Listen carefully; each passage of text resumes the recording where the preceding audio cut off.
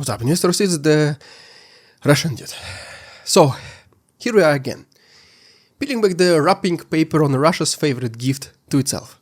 A budget hole big enough to park a tank battalion right in. 9 months into 2025, the Kremlin blew past its own deficit plan like it was not even there. Projected 1.5 trillion rubles for the whole year, turned into nearly 5 trillion rubles of new debt before August was even over. We're almost in October, by the way. And the meter obviously keeps ticking. More than 1 trillion rubles a month, roughly 0.5% of GDP just to keep the lights on and the war machine humming. You will hear obviously the usual chorus. But what about the US? Their debt is much bigger, look at them. Cute, I guess, well, we'll talk about it later. Because once you look past the propaganda fog and the think tank chatter, the Russian budget today runs on 3 things. Expensive borrowing, shrinking real revenue, and the illusion that tomorrow will mysteriously forgive today's bills.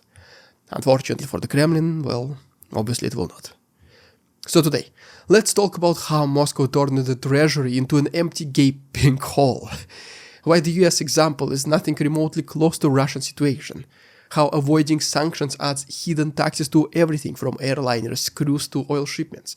And why the only exit doors lead to either 1998-style cardiac arrest, shock therapy, or to hyperinflating rubles printing machine. Neither of the options are perfect, so well, let's get straight into it.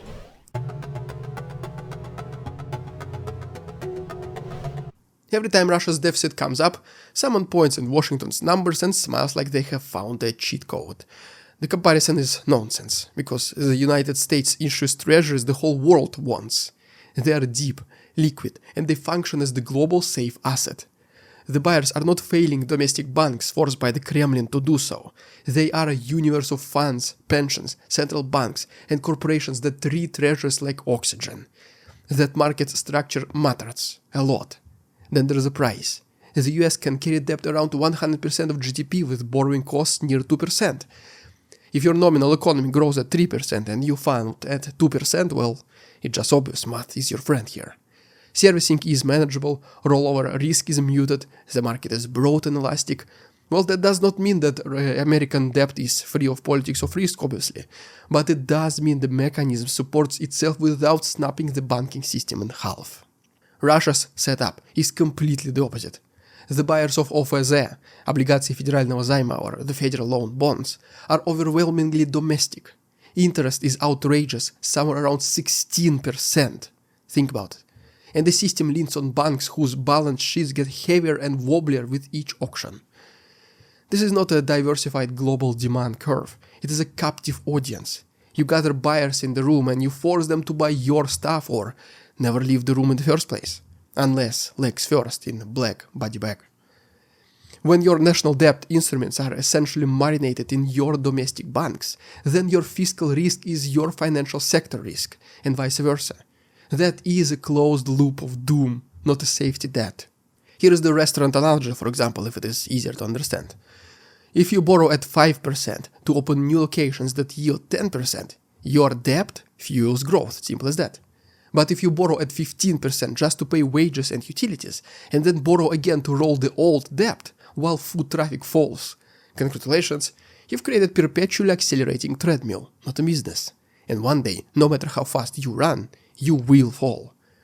Russia's war borrowing lives on this treadmill. Comparing it to the US does not just miss the point, it worsens it due to willing ignorance. It is like comparing not even apples to oranges, but apples to grenades, pun intended. But how exactly does Russian economy dig its own grave with war-issued shovels? Let's answer this question in our next chapter.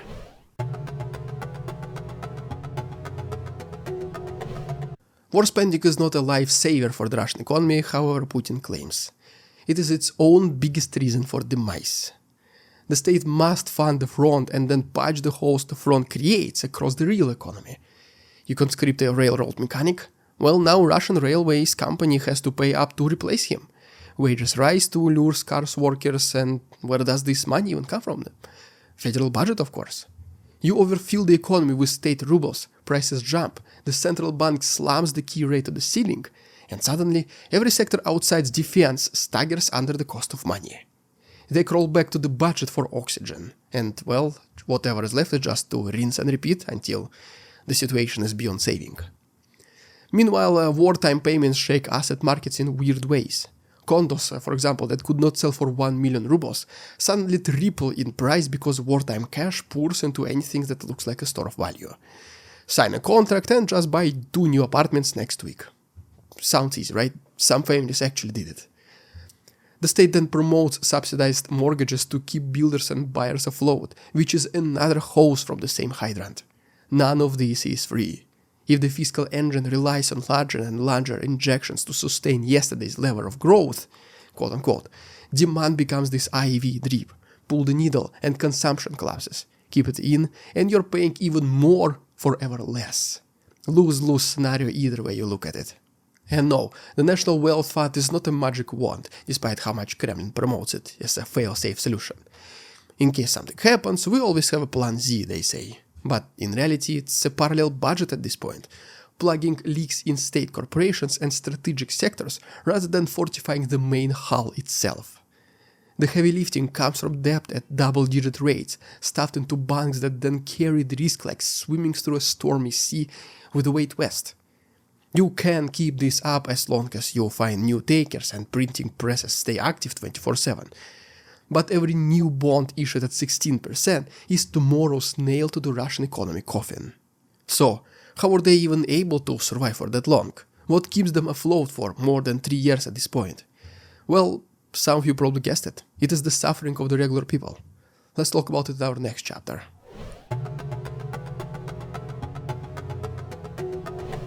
Sanctions made us stronger.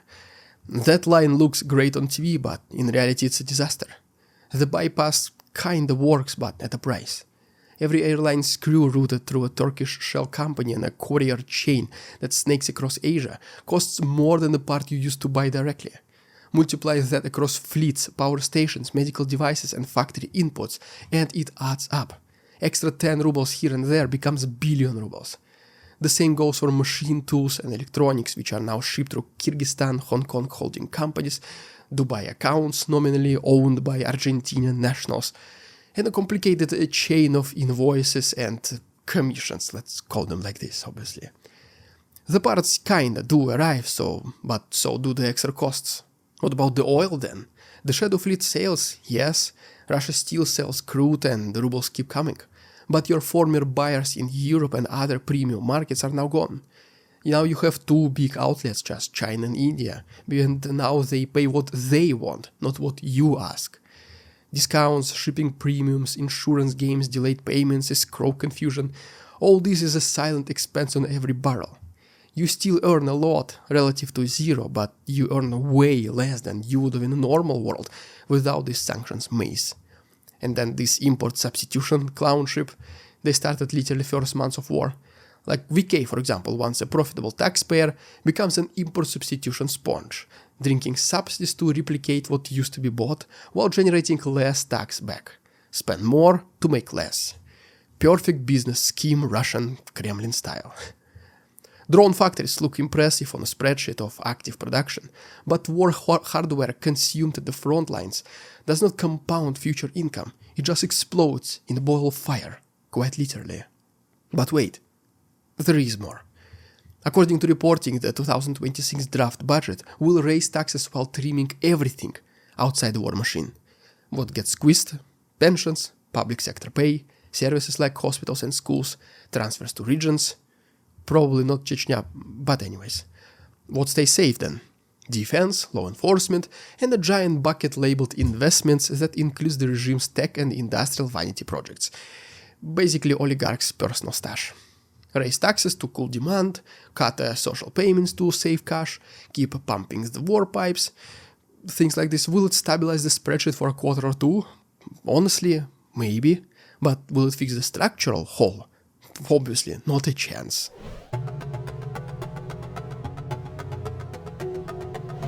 When your banks hold a mountain of your bonds, your interest is at 16%, your deficit runs at 1 trillion rubles a month, and your revenue base is taking quiet cuts from every detour, you eventually face a choice with just 2 bad names.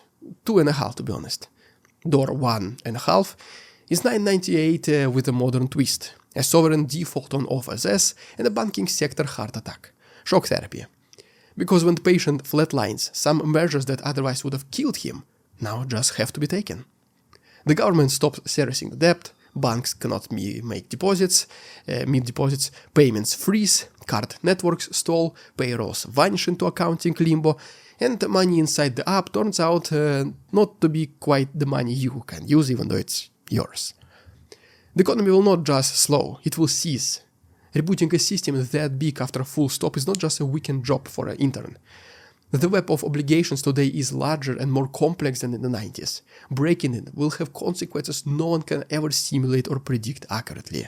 Door number 2, on the other hand, is the monetary fire hose: debt monetization. The central bank prints, and prints, the treasury spends, and spends. The banks stay nominally solvent, rubles get paid, and then devalued.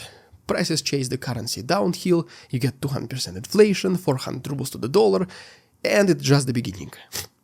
You preserve payments system functionality and avoid a cardiac arrest in the banking network at the cost of torching real incomes and unleashing a political fuse that is so hard to put back. We will print as many rubles as we need.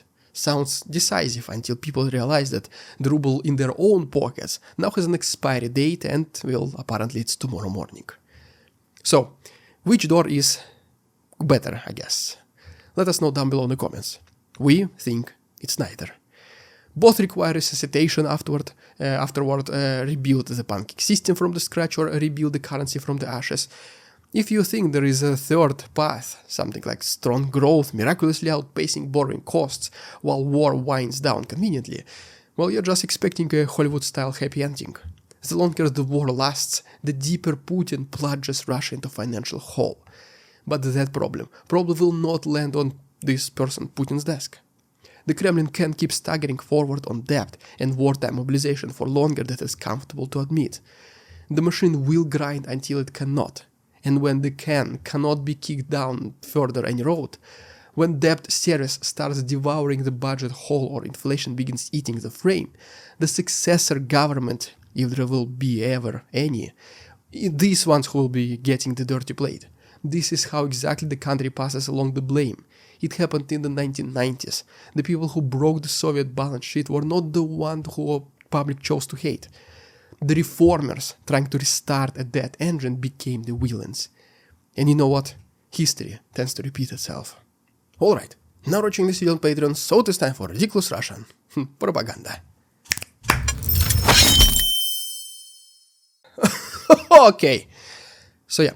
Today we have this article which basically tells us about this car called Bukhanka. You probably even seen them, at least in movies and things like this, in Cuba maybe, Russian minivan I guess. Long story short, the design never changed, not the inside, not the outside, for the last several decades. And long story short, recently they were able to find a solution to the problem they could not solve for 60, according to them, years. And this problem was that whenever you close the doors of this car, Bukhanka, it was just making very loud noise that was shaking the entire car. 6 years later, they found the solution. And according to them, this is some kind of door stoppers, which basically make a closing door experience a little bit more fluent, a little bit more soft, so the car once again does not shake, does not rattle, so the sound is not that deafening. So basically the doors just close a little bit quieter. For this, they spent 60 years and probably trillions of rubles, billions at least, most of them, as you would have guessed it, ended up in oligarchs' pockets anyways. I guess that's why it took so long to solve. Well, there you have it, guys. If you haven't done so already, please subscribe to my channel for more videos like this.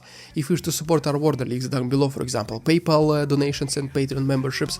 Thanks so much for watching. See you tomorrow.